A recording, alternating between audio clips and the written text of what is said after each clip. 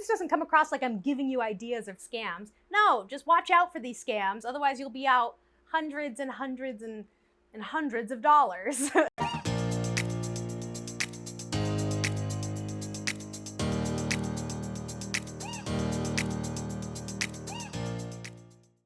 Hi everyone, welcome back to my channel, or welcome to it if this is the first time you are seeing my face. Thank you for clicking on it. My name is Jacy and I like to do story times, chit chats, and rants on this channel.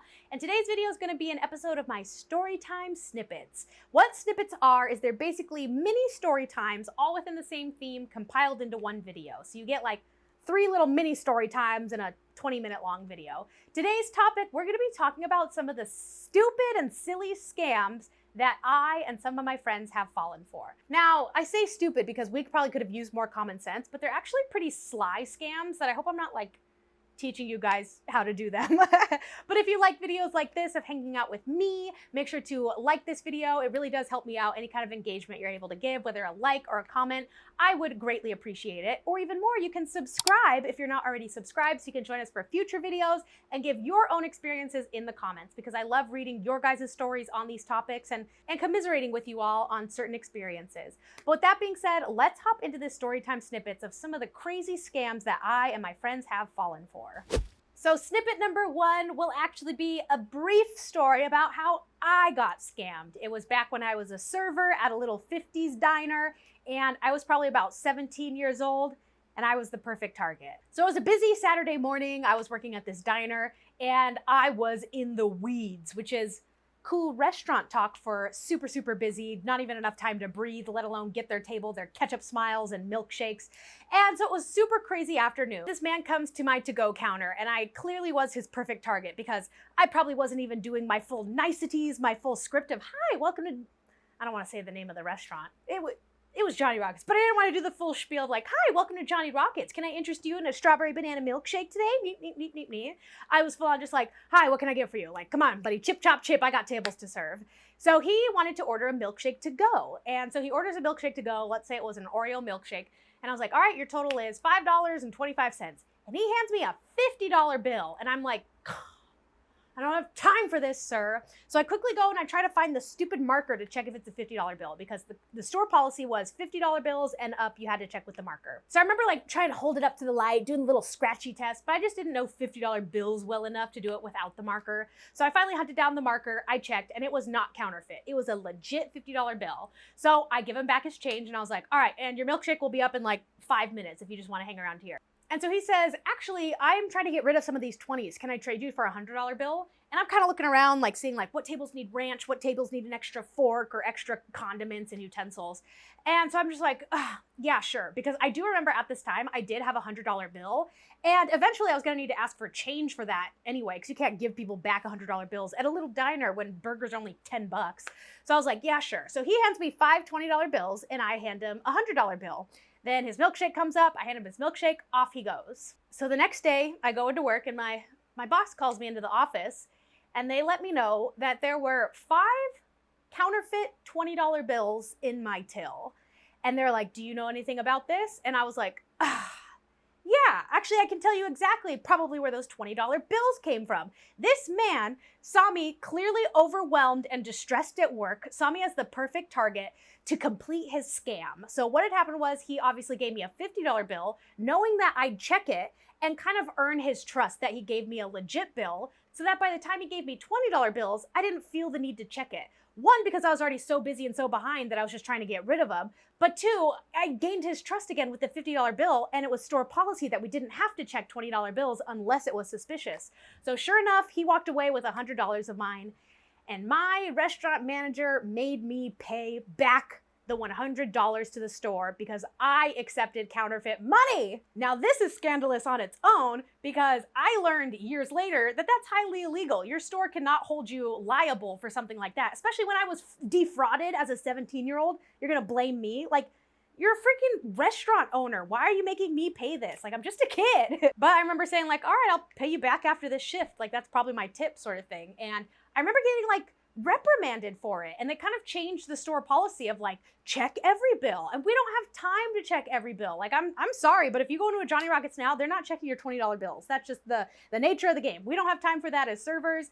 And you can't put that culpability on us that if we get scammed, we have to pay it back. You have insurance. You're a restaurant. It's $100. Quit blaming the 17-year-old for that. But that's my first story time snippet about how I got a little scammed, like a little mini scam. But be warned out there, servers, and actually don't use counterfeit money in a restaurant. I feel like that sounded like that was the lesson. Don't do that either. The next two snippets are not mine, but they were shared with me recently, and I had to share them with you guys because I love doing my secondhand story times. So I was recently on vacation with some friends, and this story came up because I had mentioned that I had a friend kind of get scammed on vacation. And they said that they also got scammed on vacation, but didn't learn it was a scam until years later. So this guy, we'll call him George, he graduated college and kind of as a gift, either using his graduation money or a gift from his parents or a gift to himself, I don't know, he went to Thailand. So he and a buddy went to Thailand for their post-college graduation trip, and they had the time of their lives, going to elephant reserves, relaxing on the beach, going to resorts, getting Thai massages. Whatever else you do in Thailand. But so one of the things they wanted to do was ride jet skis because it's a beautiful beach and your American dollar goes so much further in Thailand that you can't afford to do all the extra excursions and all the little fun activities. So they saw that there was a jet skiing kind of adventure for super cheap. So they're like, hey, let's spend the day doing this. This looks super fun. So they go up to the guy and they're like, yes, we'd like to rent 2 jet skis. And the guy says, sure, it'll be X amount of dollars for the day. And at this point, the jet skis were out of the water. They were on a trailer because they had to kind of like dock it into the water. So they're like, yep, take a look at the jet skis, make sure everything looks good. All right, looks great. Perfect. You guys go ahead and take them out. We'll see you back here in 6 hours. So George and his buddy go off and have the time of their lives. They are whipping in the waves, Johnny Tsunamiing on their little jet skis, having the best time ever. And, you know, maybe they stop at the beach for a picnic, but then they come back on their jet skis and they're riding around having a good time. Probably being a little bit more dangerous than they needed to be. But hey, they're just 2 bros on vacation, jet skiing in Thailand. It's worth it for the risk, being little badasses out there. So their 6 hours are up and they head back to the dock to return their jet skis. So they dock their jet skis and then the owner kind of takes the jet skis and puts it back onto the trailer. So that way it comes out of the water. They put both jet skis on the trailer and the owner gasps and he's like, oh, what did you guys do out there? And George and his friend are like, what are you talking about? We were just out here in the beach. Like, what are you talking about? He brings them over and he goes, look at all of the scratches on the side of my jet ski. Look at the back of this. Were you guys going into shallow waters and running over rocks? Because it looks like you guys were just jet skiing over gravel for 6 hours.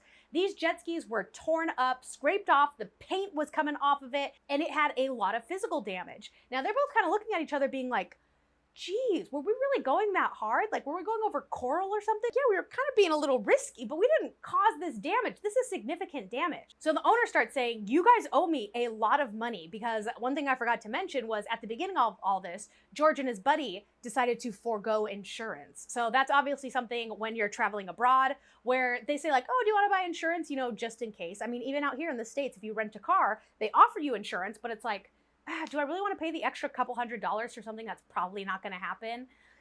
No, I'll save my money. It'll be fine. So George and his buddy did not get insurance, and now this Thai jet ski owner was pissed. So he starts threatening to call the police. He brings over his like henchmen, it seemed like, threatening to beat up the guys. And he was like, you guys owe us thousands of dollars in damages. Either that or we're calling the police and you're going to jail. Like, you guys owe us a lot of money because you didn't get the insurance. So George and his buddy are freaking out because here they are like 22-year-old kids being like, I don't want to go to jail, but I don't think we did this, but we really don't have any options here. What do you want us to do? So George and his buddy end up paying hundreds of dollars in American money to this man. Now, I don't know what that translates to in Thai money necessarily, but it was a pretty hefty chunk of change to the point where George and his buddy kind of felt like their vacation was ruined. They didn't have the extra disposable income to do all these other adventures and expeditions. And they were kind of just bummed of like, shoot, we just wasted several $100s on this silly jet ski when we didn't even realize we were going that hard. So something always felt off to them, and it wasn't until a few years later that they saw in the news This was a very common scam in Thailand that the government was actually cracking down on. So what this scam is that these Thai jet ski owners, they kind of have like different sets of jet skis. And whenever a party decides to forego getting the insurance, they get them these two very specific jet skis. Now, these jet skis are already mangled. They're already messed up. They're already scratched to oblivion.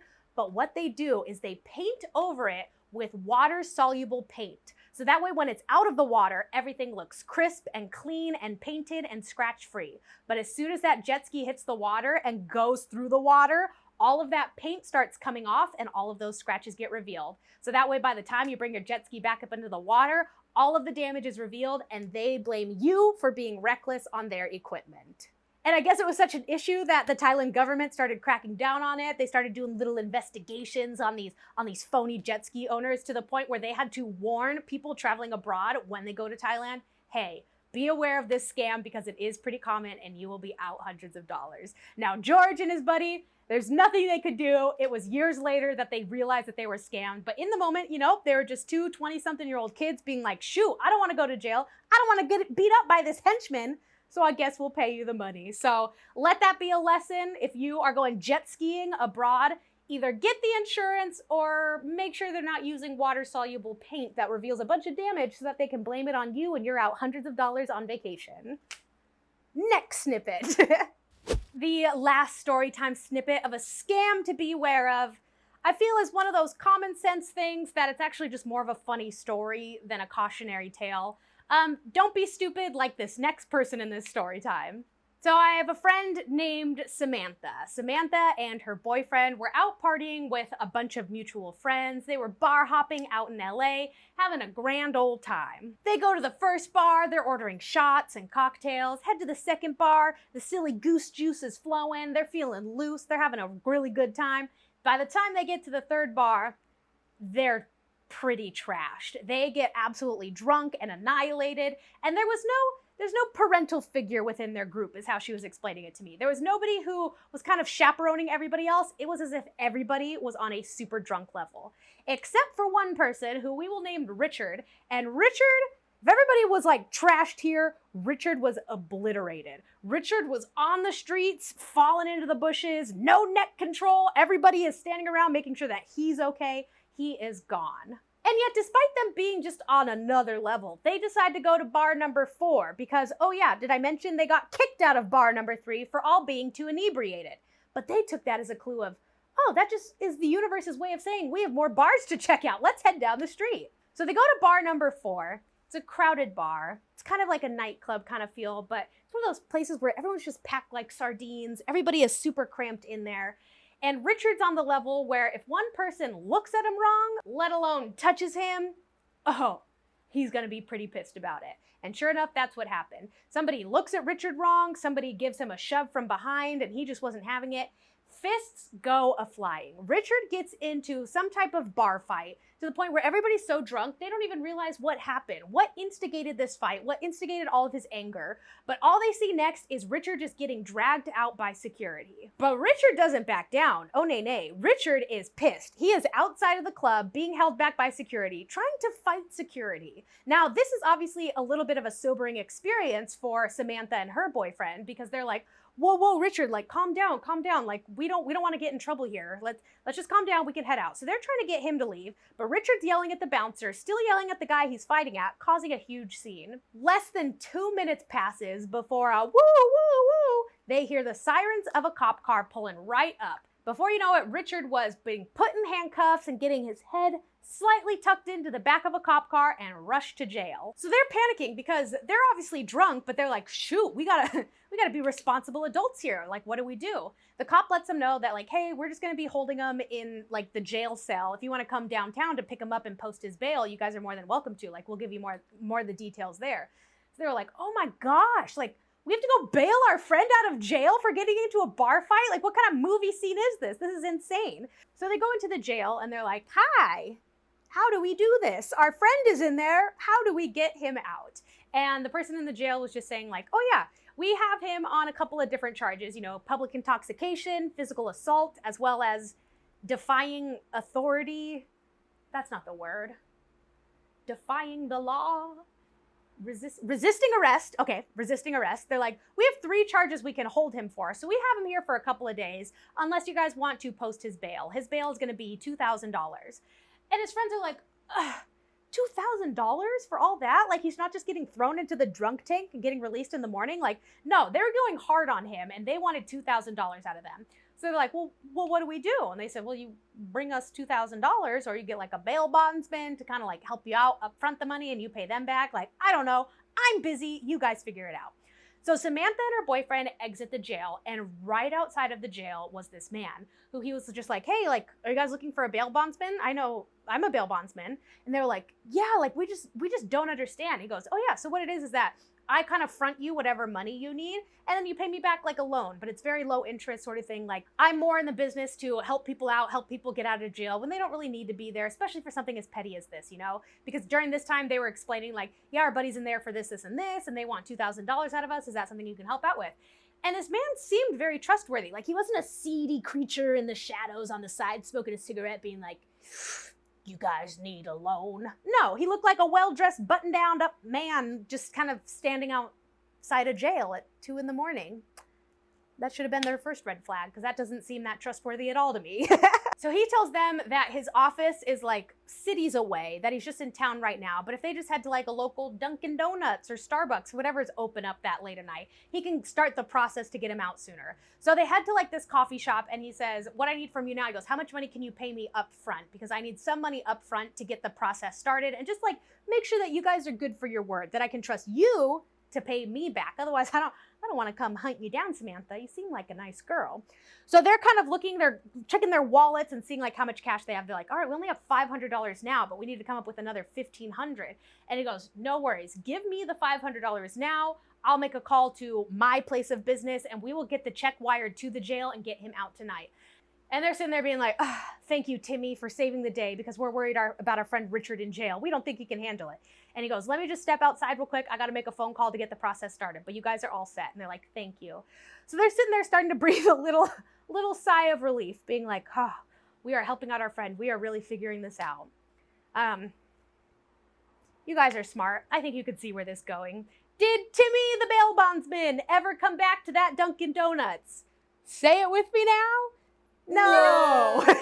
Samantha and her boyfriend were sitting in that Dunkin' Donuts for about 25 minutes before thinking, should we go check on him? Like, wait a second. They look outside.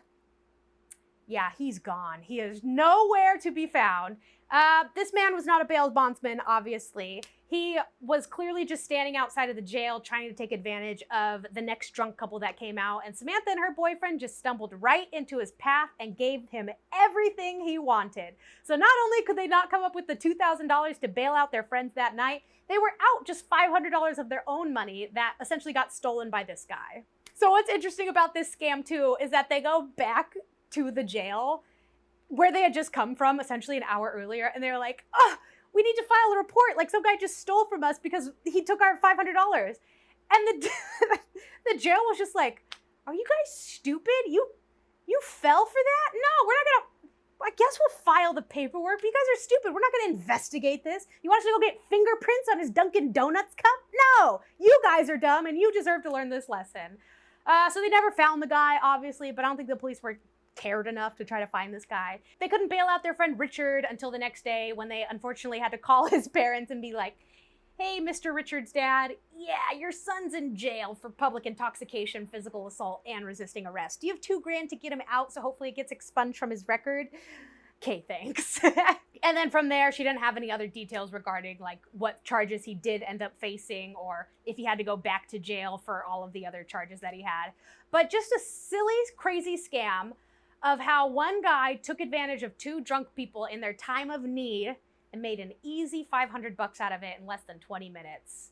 Again, don't do this. Don't be the scammer. This is not a video to be the scammer. This is just, be smart, you guys. Use your street smarts, use common sense, and avoid people who just try to take your money without any sort of upfront verification that they are good people. That's all. But those are it for these Storytime snippets of scams to avoid, so that way you guys aren't out a couple $100. Let me know if you've ever fallen for a scam. I know there's like the Nigerian prince one that I I actually do know somebody who did fall for that, but that's too easy. I didn't want to mention it in this video. But let me know any kind of crazy scams you guys see out there so we can all inform each other of what to look out for. But if you like this video and you like hanging out with me and want to hang out with me even more, check out my vlog channel. I have a vlog channel that documents my travels, my day-to-day life here in LA, and just my silly ramblings here in my living room. So if you like that, make sure to subscribe to that channel so you can follow along for other, I don't know, Jacy Aaron stuff, I guess. But that's going to be it for this video. I thank you guys so much for watching, and I'll catch you in the next story time. Toodles! Ooh, I actually may have fallen for a scam recently. I'm just gonna put the TikTok here that explains it better than I can explain it. So I may have just accidentally gotten my father's identity stolen. I'm house sitting at my parents'. There's Daisy and Noodles. And the doorbell rang, and of course I'm not going to answer the door, but then it rang twice, and that's how you know it's kind of an emergency. So I go and answer the door, and it's this guy with this notepad, and he's like, "Hi, I'm your neighbor from across the street, and I'm applying for a corrections job. Can I use you guys as my neighbor reference?" And I was like, "Oh yeah, I don't live here, but use my dad." And he goes, "Cool, what's his first and last name?" I give it to him, and he goes, "What's his phone number?" I give it to him, and then he goes, "And his email?" And that's when I start getting suspicious of like, it's a lot of personal information, and you don't even know my father's name, yet you live across the street. Peculiar. And then he goes, "And this is the address, right?" And he says it, and I was like, "Well, I can't deny it. It's on the freaking house." And then he says, "All right," shakes my hand, and leaves. And then I see him drive away. So sorry, Dad, if your bank account gets stolen.